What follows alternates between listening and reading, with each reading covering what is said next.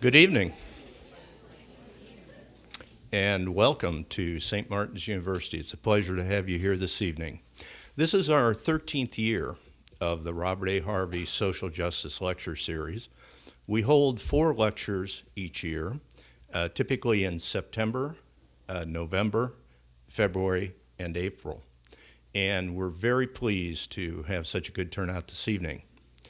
Our speaker this evening is Nate Boyer, former Green Beret, former NFL player with the Seattle Seahawks. But before we introduce Nate and have him come to the podium, I want to give credit to our own Eric Boyer, who is an assistant professor of education here, and Nate's cousin.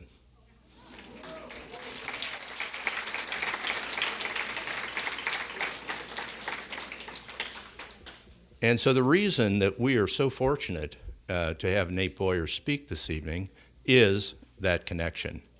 And it's been very generous of Nate and Eric to be willing to set up this event this evening.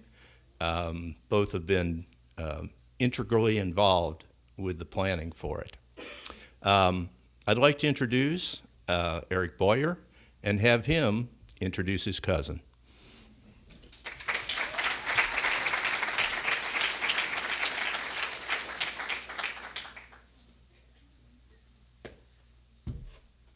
All right. Good evening, everybody. Thank you so much for being here. I appreciate the fact that you showed up and are interested in this important conversation, important topic. This is my 3rd year at St. Martin's, and Robert has, for 13 years, done this Harvie Social Justice Lecture Series, which is great because it continues these types of conversations.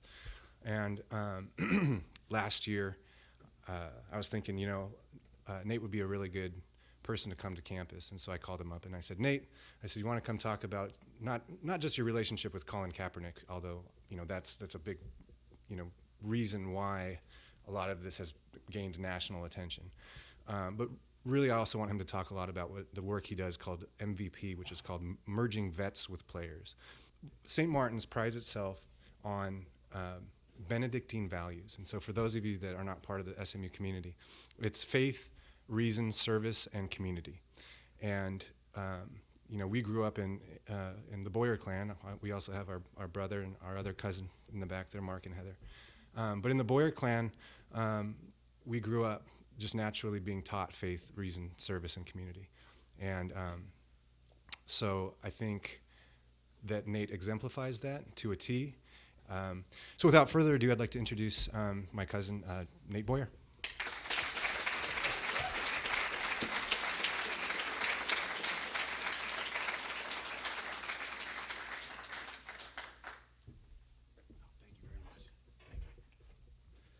Thank you, cousin. Appreciate that. And thank you guys, everybody in the room, for being here, for showing up, for participating. That I would say even 2 years ago, but definitely 20 years ago, I never would have imagined that I would be involved in some pretty important conversations involving political issues, activism, stuff like that. I mean, I've just never been a very political person. Not that I don't care. Just, it's, I guess it wasn't really a personal thing to me necessarily growing up. I was always just like a big dreamer. I remember telling my parents when I was like 5 that I wanted to be a professional athlete when I grew up. And, that's good. You should have dreams as a kid. And as I went along, I played a lot of sports. I played almost every sport you can imagine as a kid growing up, except for football. I was never great at any of them. I was always like the hustle kid. I'd win like the hustle awards.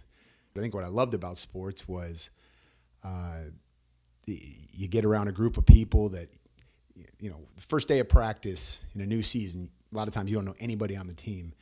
And, within a couple weeks, you're like making really good friends and you're kind of getting to know each other and you're out there like sweating and hustling together, and it's you have to work together towards a common goal, and it's just, without realizing how important that is, the life lessons you learn at a young age. When I was real young, my mom had told me she didn't want me playing football until I was a little bit older because I was sort of a late bloomer, and my dad had a couple injuries from football, and it made sense, So I didn't do it.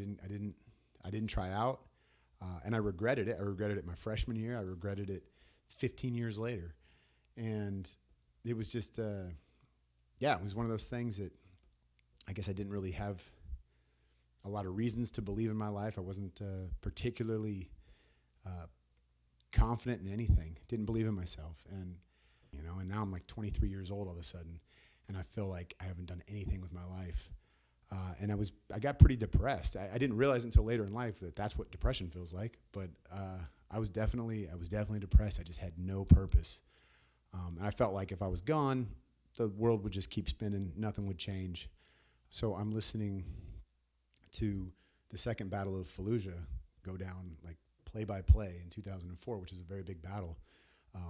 Mainly, the main effort in that fight was the Marine Corps, and I was just listening to it and thinking about what they're fighting for and people that they're fighting for. I just kind of made the decision there that when I got back, I was going to join the military. I didn't know what I was going to exactly do. I thought maybe at that time I was going to be a Marine. And the next week I'm like at the Honda dealership getting my oil changed. I see this other magazine sitting next to me when I'm in the lobby waiting, and it's the cover is talking about the new this new program they had for the Army to bolster the ranks in the Special Forces. And I started to study deeper and read about what they did. And first of all, the motto of the Special Forces is De Oppresso Liber, which means to free the oppressed, which spoke to me at that time like in a big way. I was like, wow, that's like the coolest motto ever. That's exactly what I want to do. And then I read about how all of their missions are by, with, and through indigenous people. So when you go to Afghanistan and Iraq or Timbuktu, it doesn't matter. You work with the locals. You train them, you train with them. You live with them a lot of times, and you fight alongside them. And in some ways, they become your brothers in arms as well. I would learn later, what that actually feels like and means like, because sometimes the cultures and customs are so foreign to you, and there's something that you may never ever truly relate to and understand and agree with. But at the same time, like at the end of the day, most of us as humans, we want the same basic stuff. We want what's best for our family. We want to feel safe. We want some general comforts. It's very similar, and so that's what inspired me to do that. And I'm not going to tell you my whole Special Forces training stories because that takes forever. But going through that course, I not only made great friends, but I learned a lot about not quitting and resiliency and just never giving up. And even when that voice in your head, is telling you that you're not going to make it, to just not listen to it, because that voice in your head is not you. It's you that's listening to it. I was 29 when I decided to transition off of active duty and come back to college, or come back to college, go to college. I finally felt ready. I finally wanted to get that higher education. And not only that, I wanted to chase that dream I had as a kid, and I wanted to no longer regret not trying to play football, which is so silly, like looking back on it. But it ate at me for all those years. I'm like, it's like my favorite thing. I'm in Iraq on my first deployment during football season, and we're like going off on a mission all night long and like going after really bad people. And I just can't wait to get done and get back to the team house because, Monday Night Football's on, and it's like 5 a.m. over there. You know what I mean? We're ahead, but I'm like, dude, we got to get back. I grew up a Niner fan. I'm like, the Niners are on, It's towards the end of the deployment when I was like, I knew I was going to get out and do that. And I started like training for football. So I'm like Googling stuff and YouTubing stuff because I don't know what that even looks like. And so I'm out there like not only running sprints, I'm like running routes like in the dirt, and trying to teach myself how to backpedal and all this stuff. And the Iraqi guards in the tower would just be like, like they're supposed to be like pulling security, and they're just like looking at me like what are you doing? I probably should have had a shirt on too. It gets a little weird over there. I knew if I didn't go to like a big school that had this tradition of football, I knew I would, and no offense to St. Martin, thank you for having me, but like I knew it would kind of eat at me. Like I almost like I chickened out or something. I get back, I enroll. I want to say enlist. I enrolled or applied, I should say, and it was the only school I applied to, and I got in, and I get out there. So I took I had a bunch of leave saved up, so I took my terminal leave to get out of the Army on January 8th. Drove down on January 9th to Austin from Colorado Springs, which was my birthday. And January 10th is the first day of school. January 11th is the first day of tryouts. So it was like bam, bam, bam, bam, bam. So I didn't really have a lot of time for like the transition, which can be tough for a lot of veterans, because I had something I was jumping right into. And I go and I do the same thing I did in the special forces in the training. I just went as hard as I could. 100 miles an hour, sometimes in the wrong direction, but just going all out on every drill, everything I could. I remember the first day we put pads on, I had to watch these like 18-year-old kids put theirs on because I'd never done it. And I'm like picking it up, and I'm kind of looking at it, and I'm like, I think I got this figured out, but it was just bizarre, It was weird, and but I made it. I made it on the scout team that first year. Just basically got run over all fall. By people that were way more athletic and bigger than me and like 10 years younger than me, which is embarrassing. But it was great, it was great. And I get towards the end of that season, and I'm looking around the field trying to find, once again, like, just like I was in Darfur, like what's a thankless job that nobody wants to do, because I want to play. I want to find a way on the field. Long snapping is the most thankless job maybe in all of sports. You can snap it 500 times perfectly, right in the punter's right pocket, block your guy, get downfield, even make some tackles, and nobody cares. The one time you throw a bad snap that costs the punter to shank one out of bounds, or the kicker misses a potential game-winning field goal. We saw a lot of those last week in the NFL. You're demonized, And so I was like, perfect. Nobody wants to do that. That's me. So I started teaching myself how to long snap, and my last couple years, actually, before my junior and senior year, I went back to Afghanistan for about 3.5 months, both years, which I loved, because I got to continue to do that mission and be back on that team again. So that summer when I go overseas, I brought a couple footballs with me, and I'm like practicing long snapping and learning how to put a spiral on it, and then worked on accuracy and just little by little chipped away. Came back that sophomore year and won the backup job as a long snapper. They recruited this freshman who was he's a really good kid. I feel kind of bad saying this, but he was like supposed to be like the 6th best rated snapper in the nation. I don't even know who rates those things, but he gets in there, and he's young. He's 18 years old, and it's the first game of the year, and it's 100,000 people in the stadium. It's different, and he had a couple of bad snaps. And I got an opportunity, and then essentially started for 39 straight games over the next 3 years, and never got pulled. I didn't. People always say, "Man, you never had a bad snap." That's not true.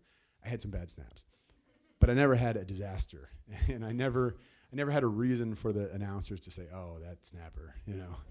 I had I'd always make sure and talk to the guards next to me on field goals and be like, "Dude, I'm little." Like, you got to help me, because I'm going to get thrown out of the bar, you got to help me out here. And the holders and the punters and everybody else snapping too, like they helped me out. They bailed me out of some situations. So, but I had a lot of good snaps too. And fortunately, I finish up at UT. But I did get an opportunity to play in the senior all-star game in Charleston, and it was actually called the Medal of Honor Bowl, which was amazing, because they had all these Medal of Honor recipients that came to the game, and they had like a reception and all that stuff, and it was awesome. And I'm like at practices for this thing, and I'm figuring this is the last football game I'll ever play in. It's just kind of a fun one.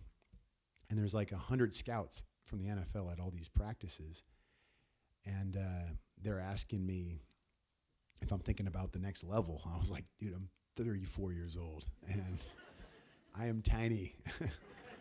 and I'm slow, and whatever. They're like, yeah, but you can snap, Like snappers don't have to be that athletic. You just got to be a really good snapper. You're gonna have to put on like 40 pounds. I was like, okay, fine. So I play in the game. I moved back to California, and I literally put on 35 pounds in 4 months, and it was not all good weight, but it was necessary weight.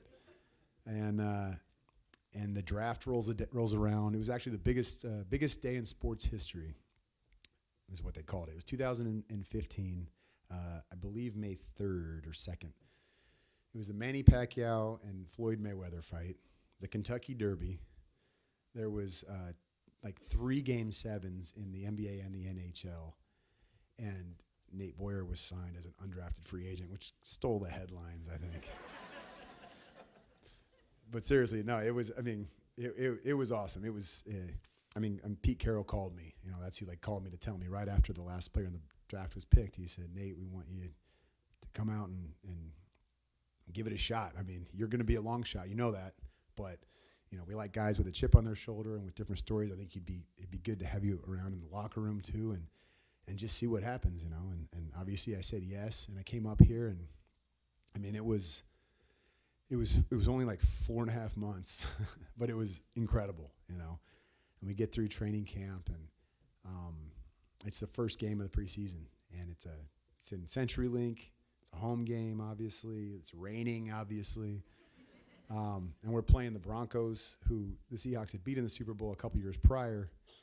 And not only that, it's Peyton Manning's last year. The Broncos actually went on to win the Super Bowl that year. And I'm warming up on the field at midfield before the game, and I'm excited, obviously. And I look up next to me, and Peyton Manning's just throwing passes, and it was so bizarre. And I didn't know that would be my only game. I'm glad I didn't know that, because I wasn't worried about any of that. I was just enjoying the moment. So grateful for the opportunity. But also I felt like I was representing, I'm not saying I'm representing veterans or the military, but I felt like I was representing underdogs and people that just don't give up and don't quit. Amazing things can happen. I mean, a guy that never played football till he was 29, never snapped a ball till he was 31, and I'm about to do it at the highest level. It was pretty awesome. And right before the game, the equipment manager came up to me, and what I had done in college is, in a lot of college games, they have players lead the team out of the tunnel with the American flag, and they asked me to do that for every game I played in college because of my military service, and it was always a huge honor to me because, for me, what the flag represents and what it's, the symbols of freedom and like I'd mentioned earlier before, to people in some of these other parts of the world, it's a beacon of hope.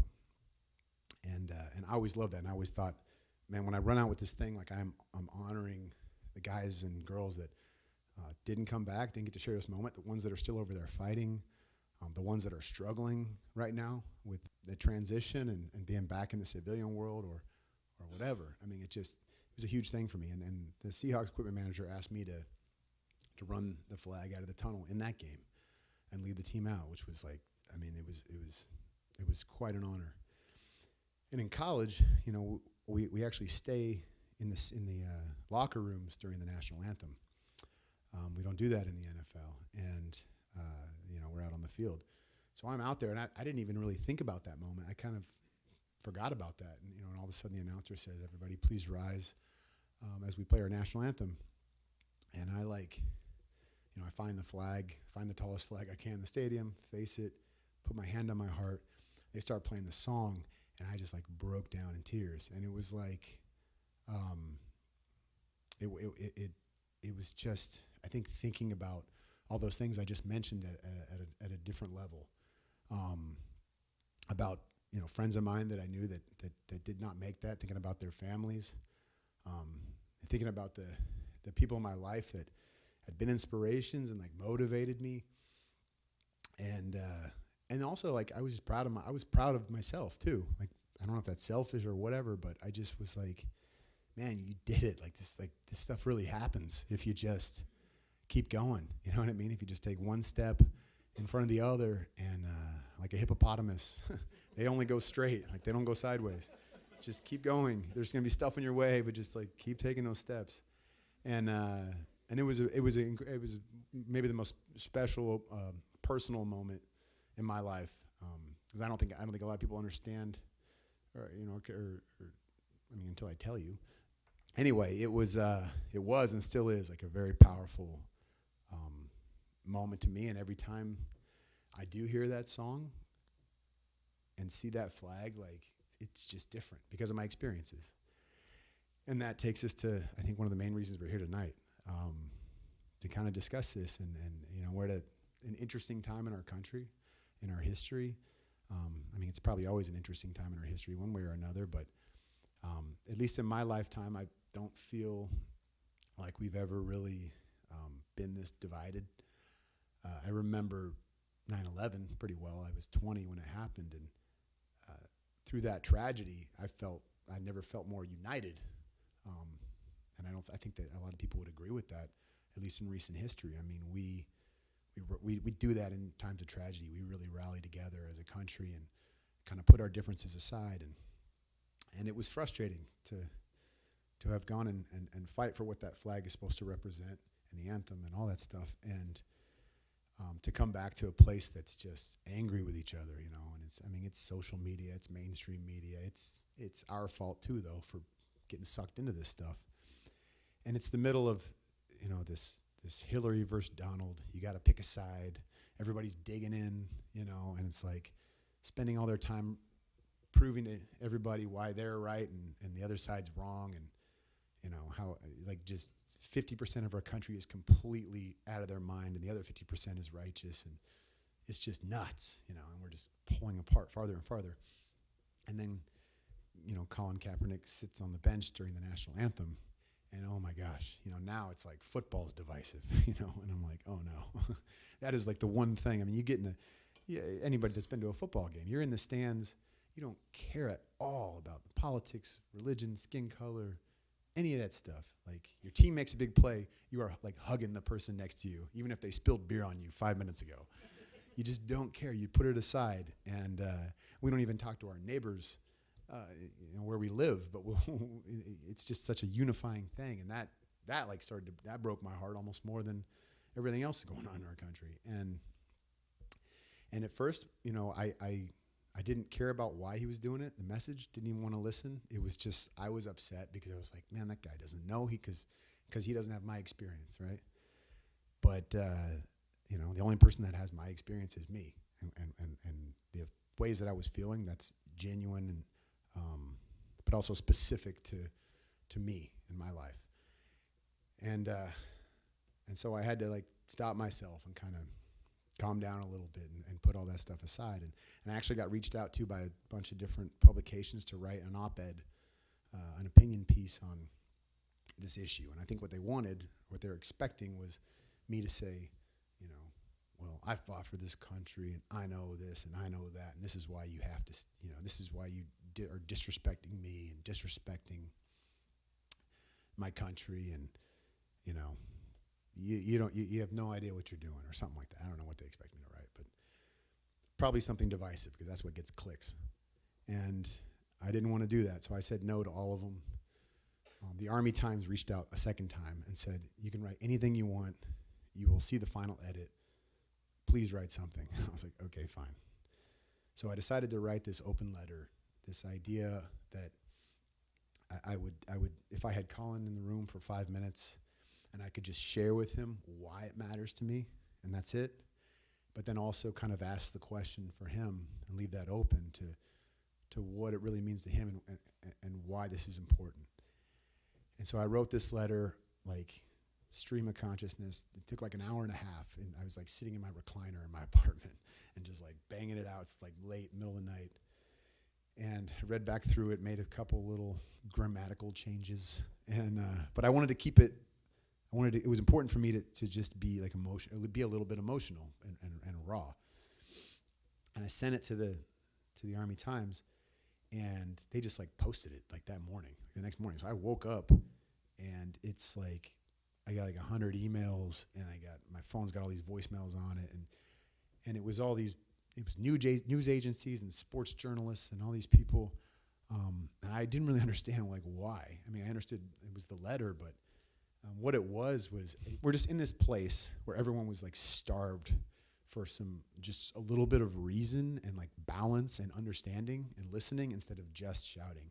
And that's all I was trying to do. And I think most of us in the country were feeling that way. Whether you lean left or lean right, we were feeling like this is like not what we're supposed to be about, and it's just not healthy. And I agreed to go on NFL Network because they wanted to interview me about it. I'm in the green room, and Colin Kaepernick's publicist called me, and she said, "Hey, Colin just read the letter. He was really moved by it, and he wants to meet with you tomorrow." And I was like, "Whoa, okay." I said, "Is it? There's not gonna be any like media there or anything, right? It's not like a publicity stunt or anything." And she's like, "No. Like he's like genuine. Like he wants to sit down and he has some questions and he just wants to have a conversation." And I was like, "Perfect. That's what we need to do in our country." And so I said, "All right." So I go down there. I meet him in the lobby of the team hotel, and we just talked for like 2 hours. And we talked about all kinds of stuff. And we got to know each other a little bit first.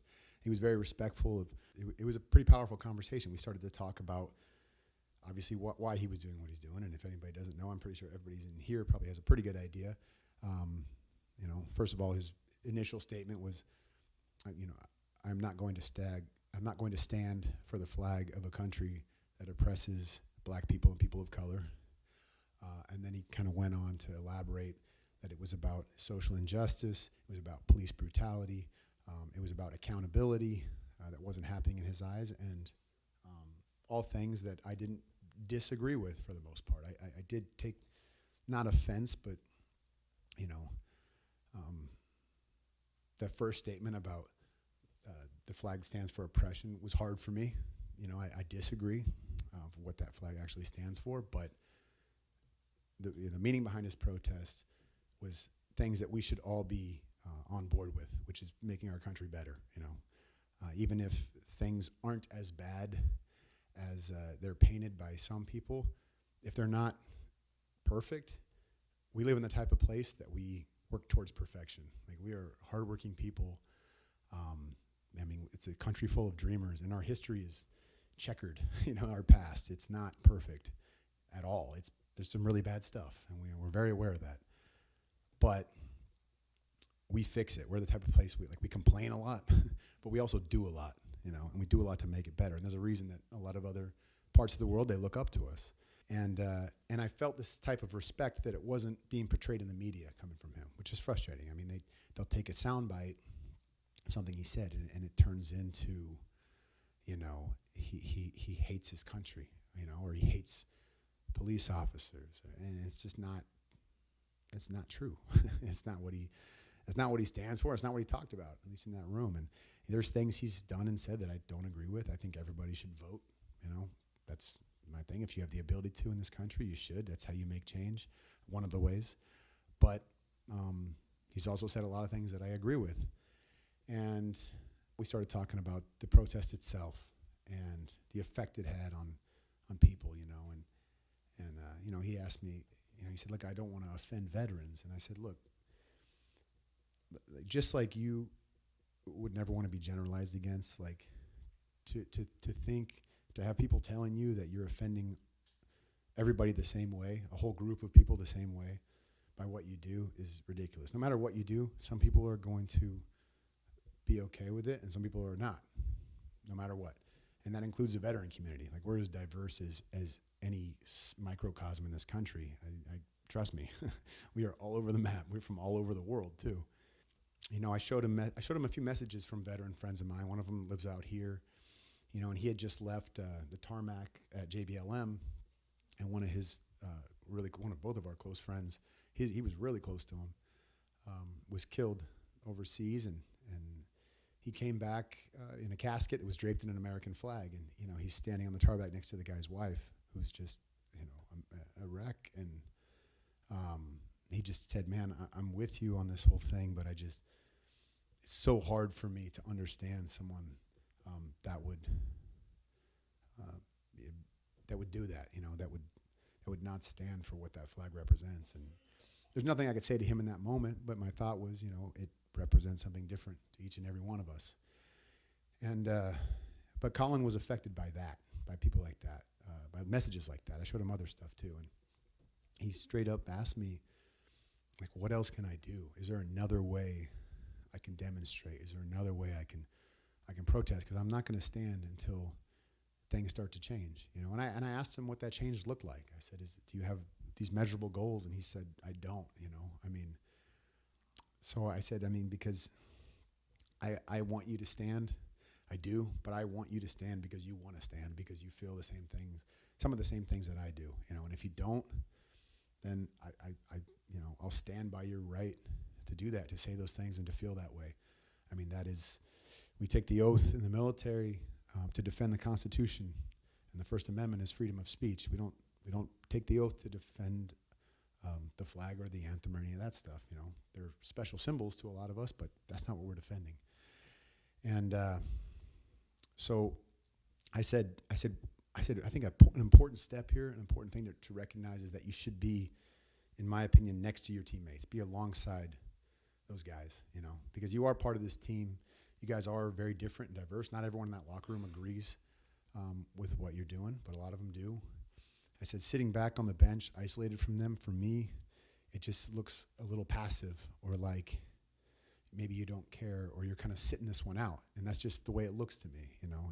And you can't, you know, obviously can't control how things are perceived by people. No matter how many times you explain what a message is about, we're all going to perceive things in different ways. And, you know, he agreed that that was something that made sense.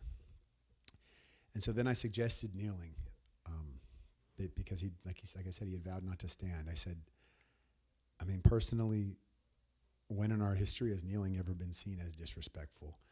People take a knee to pray, to propose to their wife. You know, when we visit a fallen brother's grave in Arlington, like, a lot of us take a knee out of respect.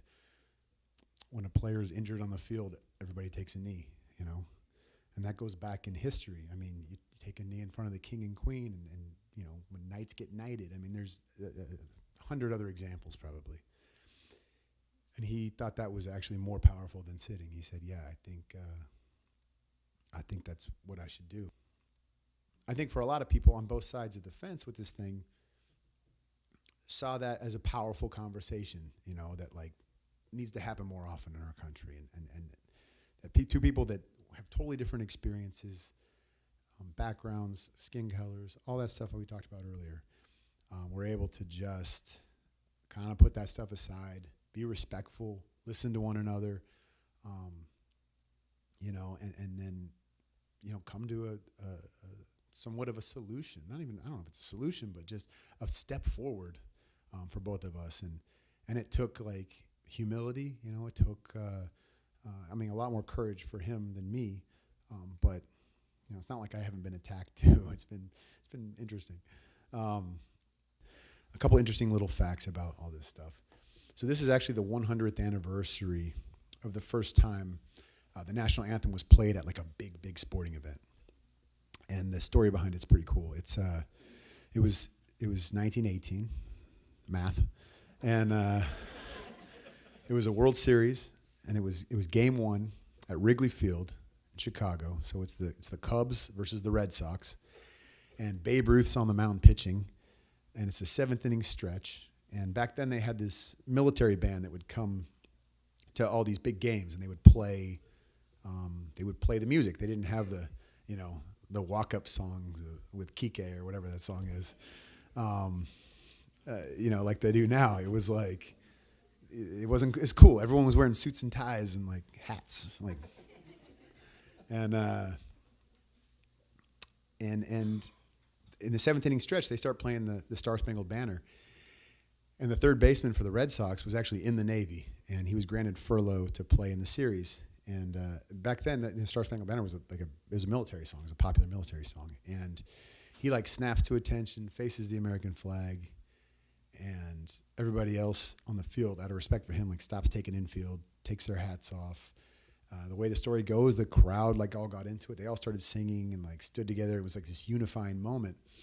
then the series went back to Boston a couple games later, and they actually played it before the game and brought wounded veterans on the field because we're in the middle of World War I, and we'd already lost quite a few men overseas, and they brought these wounded guys on the field, and honored them, and it became a tradition, at these big sporting events, let's do this, it's kind of this unifying moment. Fast forward to 1931, and the Star Spangled Banner at that time becomes our national anthem. And one of the main reasons they decided on that was because of its power at these sporting events to sort of seem to bring the country together, which is really cool. And I thought about that. And then later I thought about, okay, that's true, but I love using buts in my life. It sounded weird, but one T. But if you looked around that stadium at that time, how many people of color were on the field, right? In the stands, if there was people of color, they probably had to sit in a different section. You know what I mean? So when I think about that too, and being one of those people, trying to put myself in their shoes, that's a very different experience than what was reported by what I assume was probably a white person when they tell that story. And so that's an interesting thing to think about. And I think about this year and the Nike campaign with Colin on the cover. If you haven't seen it, I don't know where you've been, but it's his face on the cover, and it says, "Believe in something." Oh man, I'm gonna mess it up. Help me. Thank you. Believe in something, even if it means sacrificing everything. And so the minute that came out, of course, a lot of people, especially in the veteran community, but also people that support veterans, are like, sacrificing everything. How dare you?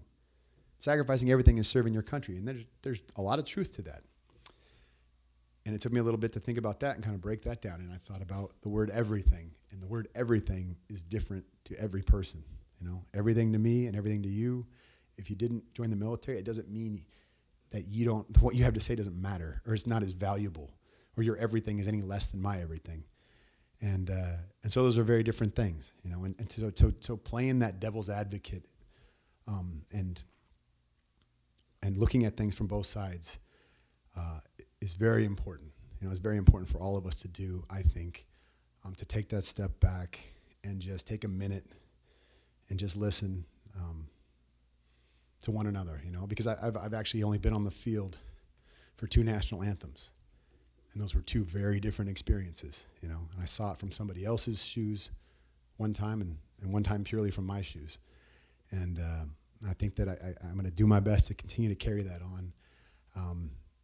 And yeah, at this point, I think Eric, if you guys have questions, I would love to discuss this stuff. I think it's interesting, and it's young people, it's you guys that are gonna change the freaking world.